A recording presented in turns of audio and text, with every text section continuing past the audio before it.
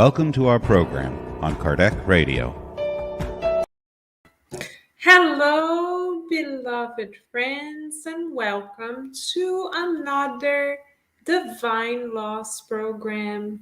I am Correa, and thanks to God, Master Jesus, and the mentors on high, we have been permitted to dedicate these moments every Tuesday at 9 p.m. Eastern Standard Time to consciously understanding the universal laws which shall bring us closer and closer to an everlasting sense of well-being. Why so? Because the more we align ourselves with the universal laws, the more we equip ourselves to remain balanced and harmonious, since we are complying with God's divine will. So, what a beautiful opportunity it is for us to continuously recalibrate ourselves closer and closer to the beautiful spirits that God envisions us to be. What a blessing, dear friends. So we would like to welcome everyone who has joined us, hoping that everyone can feel the very embrace of the beloved mentors who have prepared these moments for us, not only so that we receive treatment, but also so that we can be of service to those in greater need. Tonight, we shall focus our attention once again on the Spirit's Book by Allan Kardec, question 907.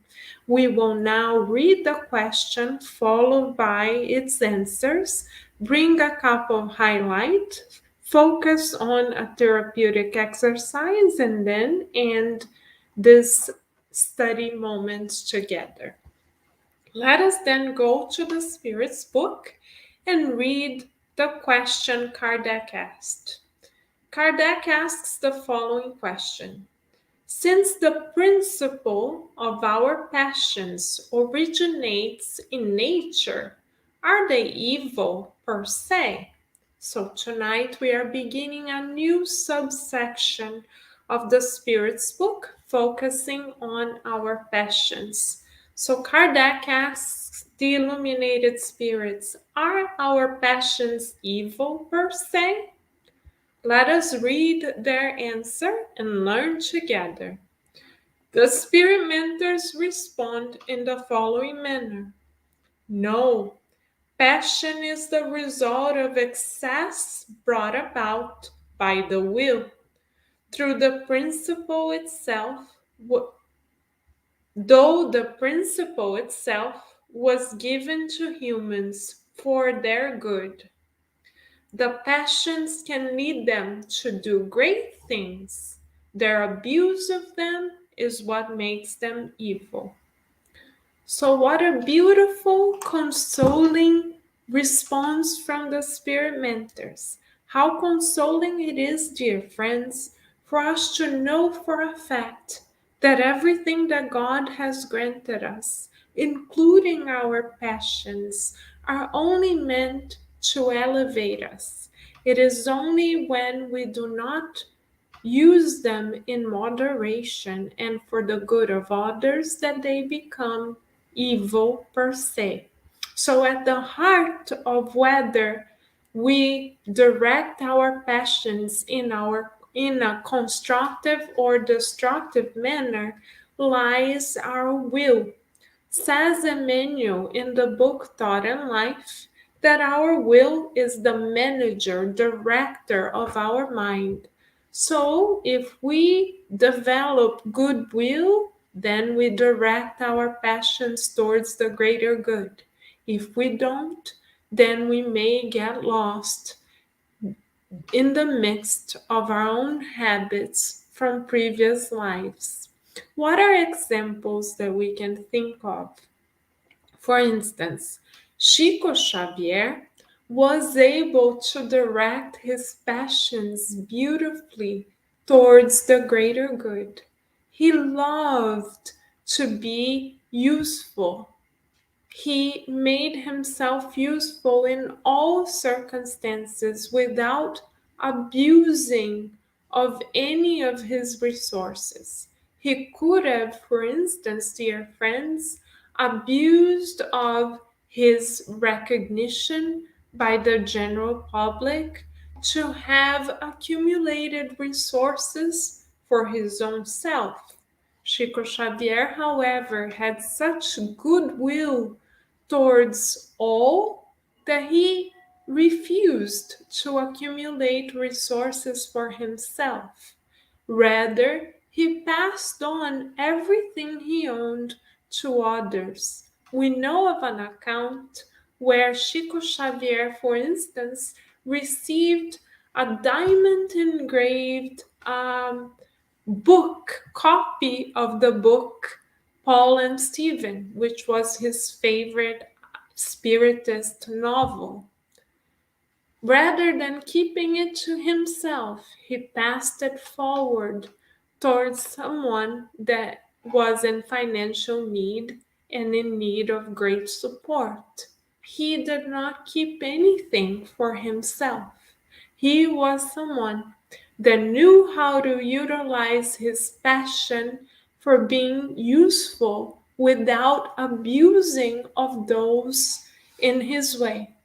There are some of us, dear friends, that also like to be useful, but we try to believe that everyone around us should know about it, number one, and number two, should support us. Yes, we would like to be useful, but we would like also for others to provide resources for us. We would like for things to be ready made, given to us without us having to do the sacrificial effort. And what do we mean by sacrificial effort? Sacrificing our time and our ego on benefit of others.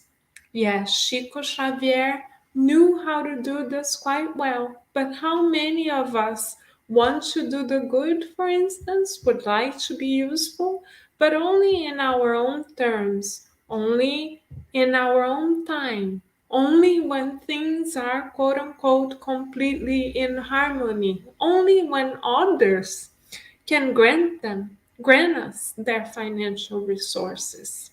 This is a form of abuse, dear friends. Yes, we are then, in this case, utilizing our passion for interacting with others, for being useful in a way that is recognized as um, a form of vampirism, because we are utilizing of the resources of others without giving of ourselves.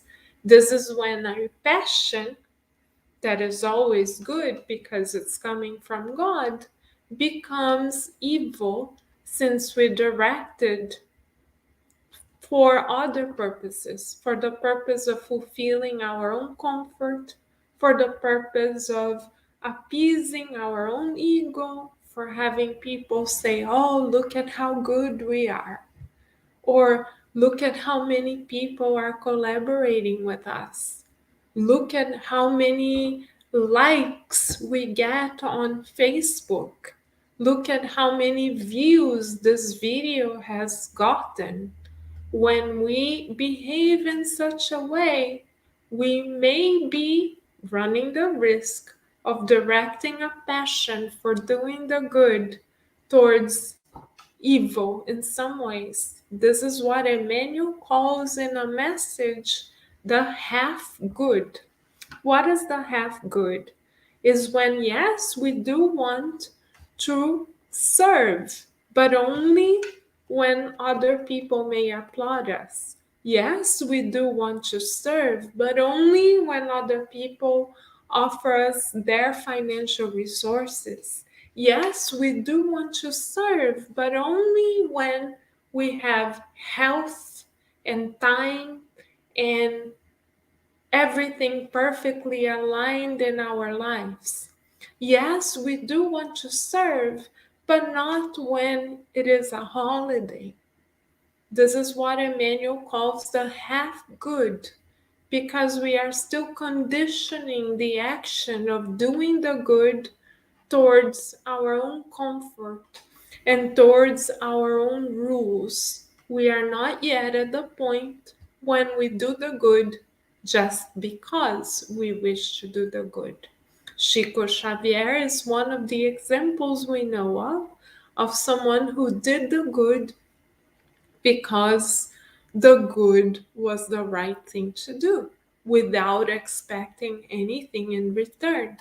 Our passions, then, dear friends, become evil when we, inside of ourselves, expect to receive something in return for the good that we give. With one hand, we expect to receive with the other. And this may not be apparent to anyone physically, dear friends, but it may be a feeling we have inside of ourselves. We may say, oh, we hope we can take a picture of this charity effort so that other people may publish the picture so that we get recognition. Oh, we hope that so and so finds out about this so they can thank us. This may be an internal tendency of ours that may be invisible to others, but is visible to God. So let us practice, dear friends, a twofold exercise tonight, shall we? The first part of our exercise is to recognize what one of our passions may be. Are we passionate about doing the good? Are we passionate about speaking kindly to others, about communicating? Are we passionate about writing? Are we passionate about being artistic? Are we passionate about interacting with others? Are we passionate? How would we complete the sentence? We are passionate about. And then the second part of our exercise is to recognize how we have been directing this passion. Are we directing this passion, dear friends, number one, for the greater good, and number two, without expecting recognition, without expecting something in return? Of course, we can feel good for doing the good, and that shall suffice.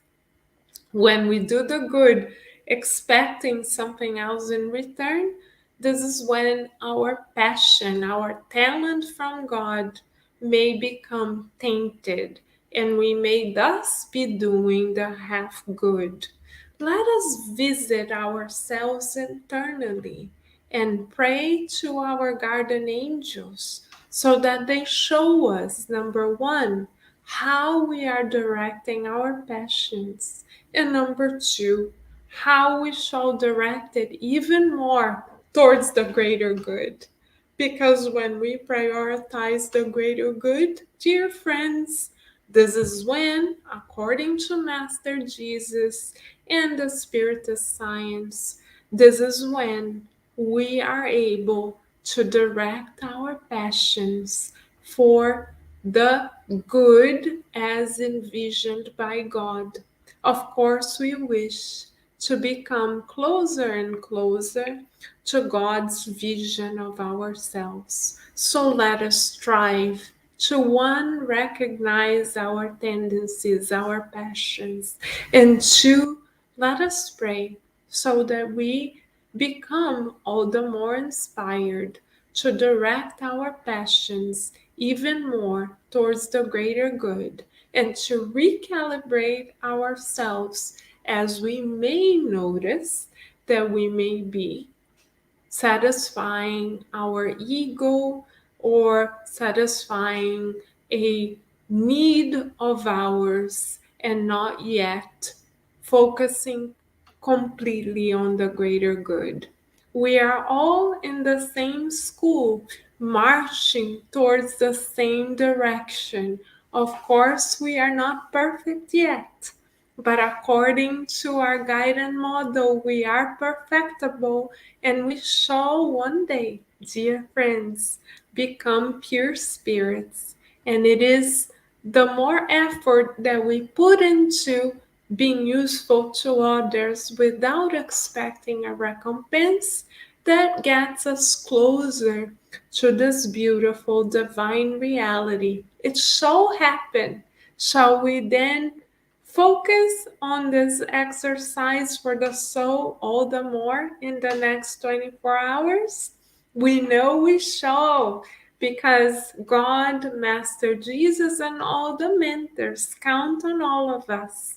So, dear friends, we hope that we can together continue to improve ourselves and that we stay tuned right here on Kardec Radio, because on Kardec Radio there is always more through which we can nourish our souls. For now, dear friends, we wish you many beautiful blessings, and we already look forward to another Divine Loss program next Tuesday at 9 p.m. Thank you, dear friends, and we'll see you next time.